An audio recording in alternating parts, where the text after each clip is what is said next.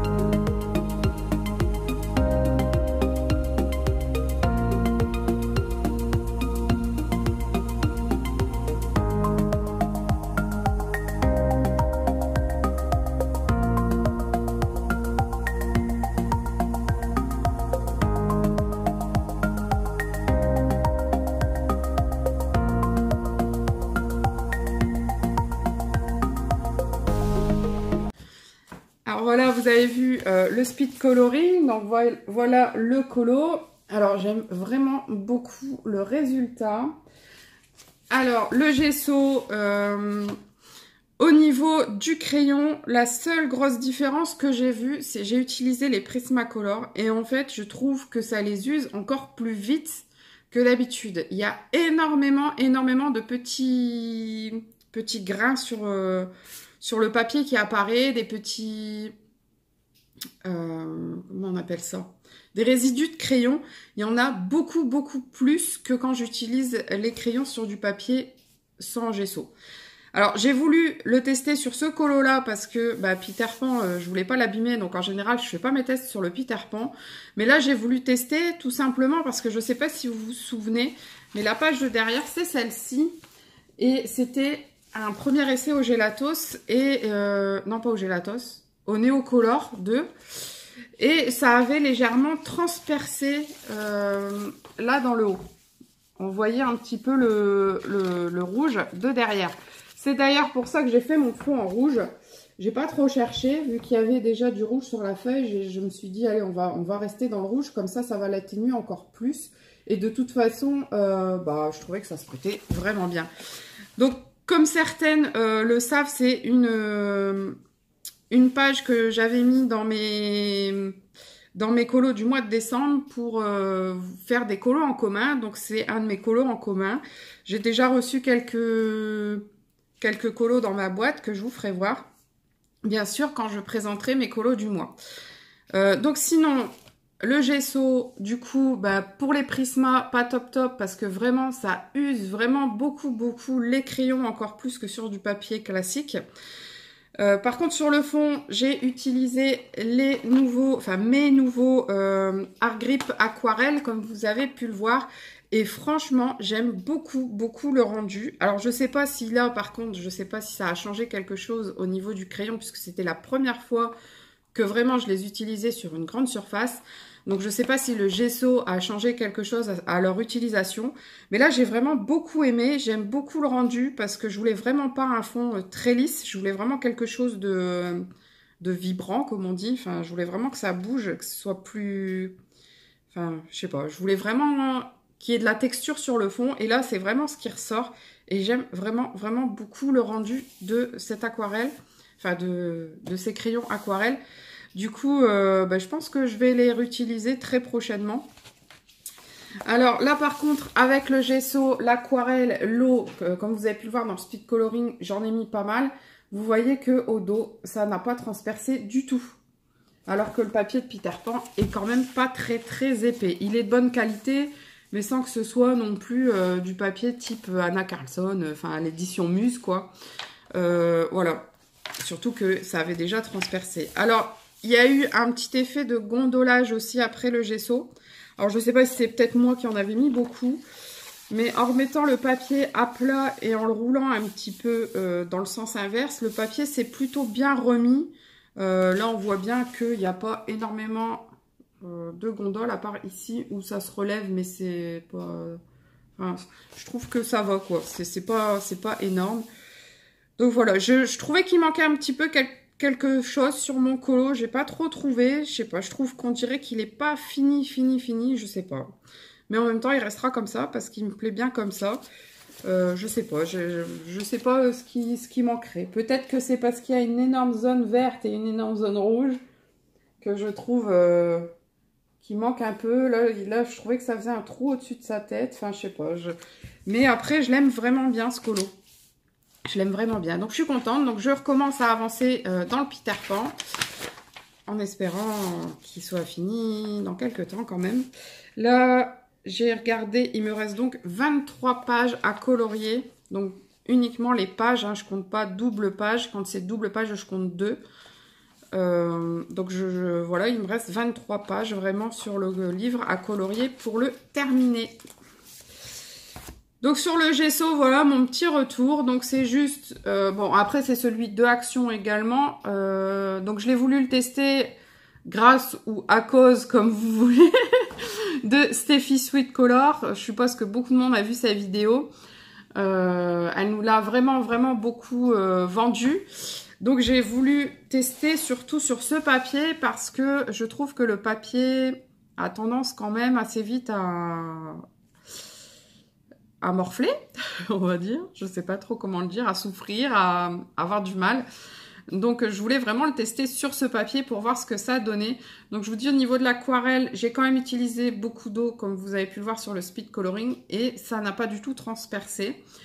Après, j'ai eu un petit souci au niveau de l'application, enfin souci si on veut. En fait, j'ai comme pinceau des pinceaux à réservoir d'eau. Pour le gesso, il vaut mieux l'appliquer à sec, sans eau. Donc du coup, j'ai dit je vais pas prendre mes pinceaux à réservoir d'eau et j'ai été prendre un pinceau dans les affaires de ma fille qui fait de la peinture assez régulièrement. Donc j'ai renettoyé un petit coup le pinceau et j'ai appliqué le gesso. Sauf que le pinceau était plein de paillettes. Je me suis retrouvée avec des paillettes bleues partout sur mon colo. Bon après, là, une fois qu'il est fini d'être colorié, on ne les voit presque plus. En fait, ça fait des petits points un peu partout des petits points noirs un peu partout sur le colo. Mais bon, ça va, ça choque pas, ça se voit pas trop. En fait, si on le sait pas, on le voit pas, je pense. Mais du coup, j'avoue que ça m'a un petit peu perturbée d'avoir plein de petites paillettes partout. Enfin, là, on le voit plus que c'est des paillettes. Hein. Je vous dis, ça fait des espèces de petits points noirs un peu partout sur le colo. Mais ça va, ça va. Mais du coup, j'ai une drôle de surprise parce que quand je l'ai appliqué, je les ai vraiment pas vus du tout. C'est quand j'ai rouvert mon livre pour dire, allez, là, vraiment, il faut que je le colorie. Mais je dis, c'est quoi tous ces petits trucs? Et après, une fois que j'ai commencé à colorier, on regarde plus en détail le livre. Et là, on se rend compte que c'est des paillettes bleues. Et donc, ça venait du pinceau de ma fille. Donc voilà, ce sera tout pour cette vidéo. Je pense qu'elle va être un petit peu longue, je suis désolée. Mais je voulais vous faire mon retour vis-à-vis du gesso. Donc, par contre, si je réutilise le gesso, je pense que je ferai d'abord mon coloriage avec mes Prisma ou mes polis, Chromos, je pense. Et ensuite, si je dois faire de l'aquarelle pour le fond ou des néocolores ou des choses comme ça, je pense que là, je viendrai mettre mon gesso uniquement sur mon fond pour pouvoir le faire. Alors, c'est pareil, il y a Colorel qui disait qu'elle utilisait le gesso pour cacher les traits noirs de ses personnages, surtout dans les carrés. Elle nous a fait voir plusieurs colos sur le carré. Alors là, je ne sais pas si c'est le fait que ce soit le Action que moi j'ai. Elle a celui qu'elle a commandé sur Amazon, le PBO, il me semble que c'est la marque PBO, je crois. Et en fait, il doit être beaucoup plus couvrant parce que... enfin, je vais vous refaire voir le colo. On voit quand même encore pas mal les traces noires. Ils sont un peu estompés. Mais on voit quand même, bon, l'œil, je l'ai repassé au noir, mais regardez là ici, on voit bien les traces, voilà les traces noires. Ici, au sourcil, c'est pareil, on voit quand même le contour, mais il est quand même un peu estompé. Voilà. Donc moi, on voit encore pas mal les traces. Alors, je sais pas si, après, moi, les traces noires, les estomper, oui, mais les enlever, pour l'instant, ça me... j'ai pas besoin, donc c'est pas grave. Mais si ça venait à être le cas, je pense qu'il faudrait faire une deuxième couche, puisque c'est vraiment une couche très légère. J'ai fait le colo entier, j'ai pas vu descendre du tout le pot, alors que ici vous voyez bien que c'est transparent. Mais là, j'en ai pas utilisé beaucoup, donc ça vaut, il me semble, dans les 2 € à Action. Et du coup, si vraiment vous voulez l'utiliser, je pense que c'est quelque chose que vous allez avoir pour très longtemps. Voilà. Donc sinon, un petit aparté hors coloriage, je voulais vous souhaiter un très très bon Noël, puisque je pense que cette vidéo va sortir juste après Noël. Donc je vous fais de gros bisous. Je vous souhaite, enfin j'espère que vous avez que vous avez passé un merveilleux Noël. Et voilà, je vous fais de gros bisous. Je vous dis à très bientôt et surtout, portez-vous bien. Bye bye.